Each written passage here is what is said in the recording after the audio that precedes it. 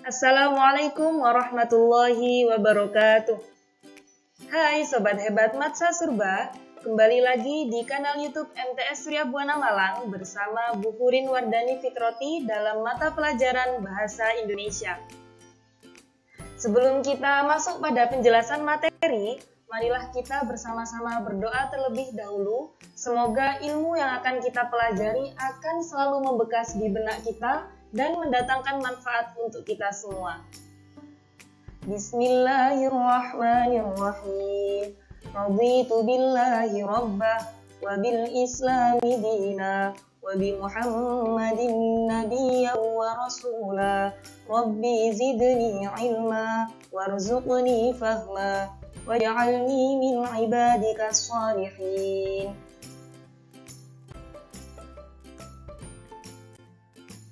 Sobat Hebat, materi hari ini yakni mengenai teks pidato, definisinya, strukturnya, dan juga ciri kebahasaannya.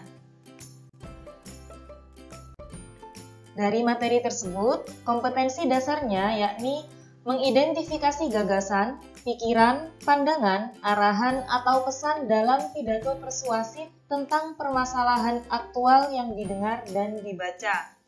Kemudian, menyimpulkan gagasan, pandangan, arahan, atau pesan dalam pidato yang didengar atau dibaca. Yang terakhir, yakni menelaah struktur dan ciri kebahasaan pidato persuasif tentang permasalahan aktual yang didengar dan dibaca.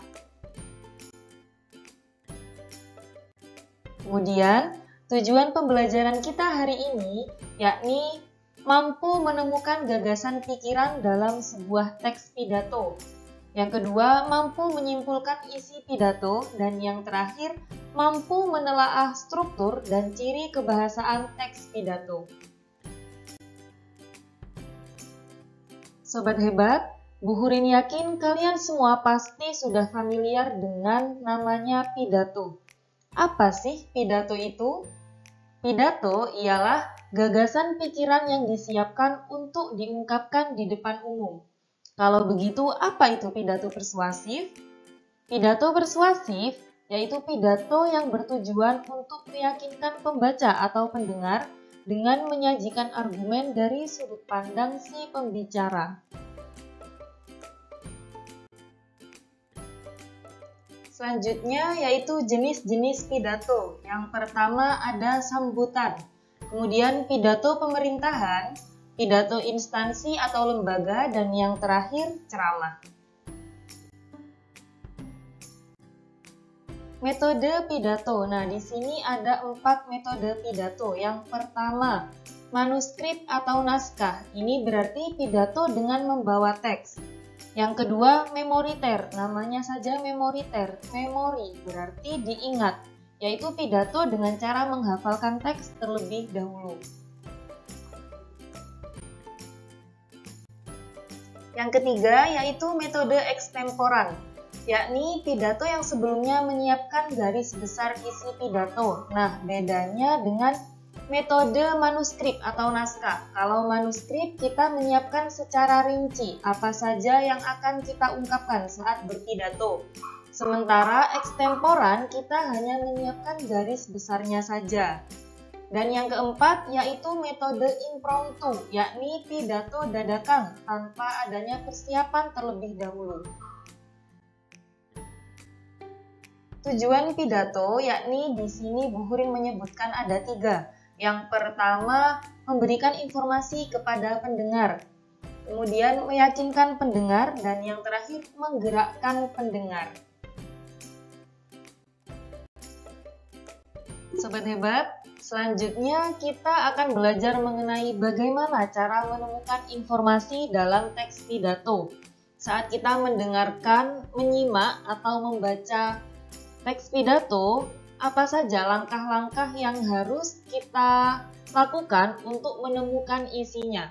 Yang pertama, membaca atau menyimak pidato dengan saksama. Tidak hanya mendengar, tetapi menyimak. Berarti kita membutuhkan konsentrasi yang penuh. Yang kedua, mencatat informasi penting dalam pidato yang dibaca atau disimak. Dan yang terakhir, menyimpulkan pesan dari informasi penting yang sudah didapat.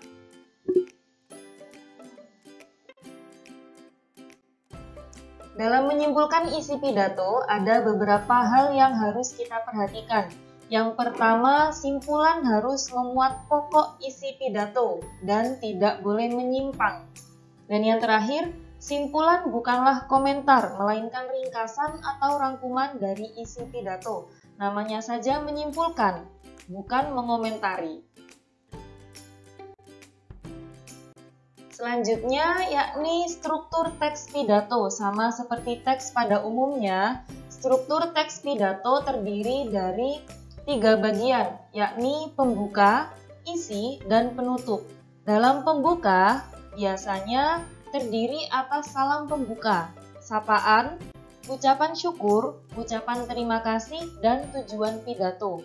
Kemudian, dalam bagian isi, memaparkan permasalahan atau materi yang akan disampaikan.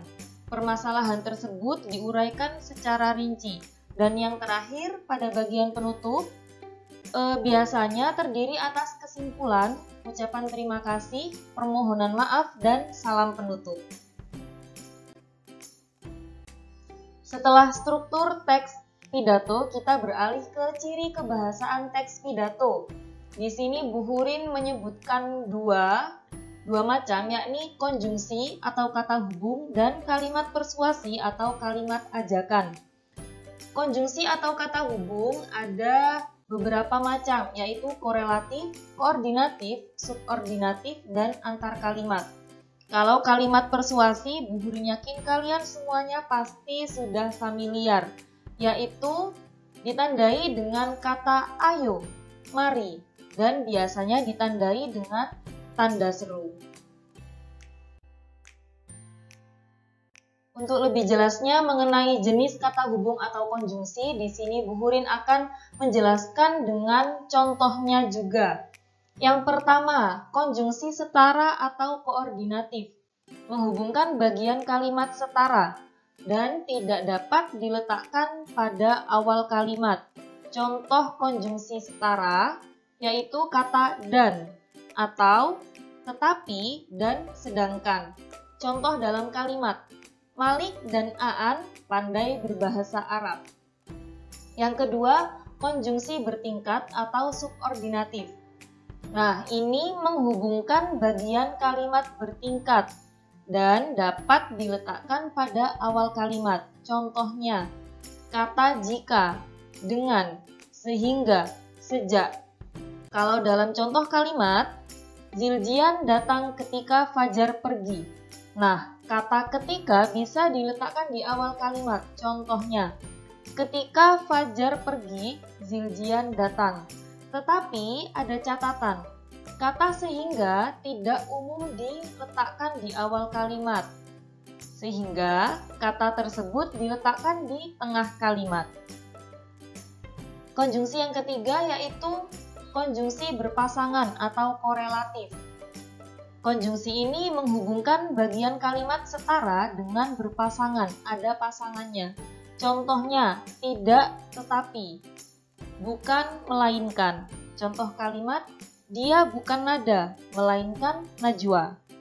Dan yang terakhir, konjungsi antar kalimat, yaitu menghubungkan dua kalimat dan berada pada awal kalimat. Namanya saja antar kalimat, berarti ada dua kalimat yang harus dihubungkan oleh konjungsi ini. Dan dipisahkan dengan koma dengan bagian lain pada kalimat. Contoh konjungsi antar kalimat, namun, oleh sebab itu, dengan demikian. Contoh dalam kalimat, Adibah sedih. Oleh karena itu, Salva menghiburnya. Perlu diingat, setelah kata oleh karena itu harus ada koma. Sobat hebat, sekian penjelasan dari Bu Hurin. Terima kasih sudah belajar hari ini. Semoga bermanfaat dan sampai berjumpa lagi pada materi selanjutnya. Tetap bahagia, semangat, dan produktif aman COVID. Jangan lupa juga untuk subscribe channel YouTube kita. Assalamualaikum warahmatullahi wabarakatuh.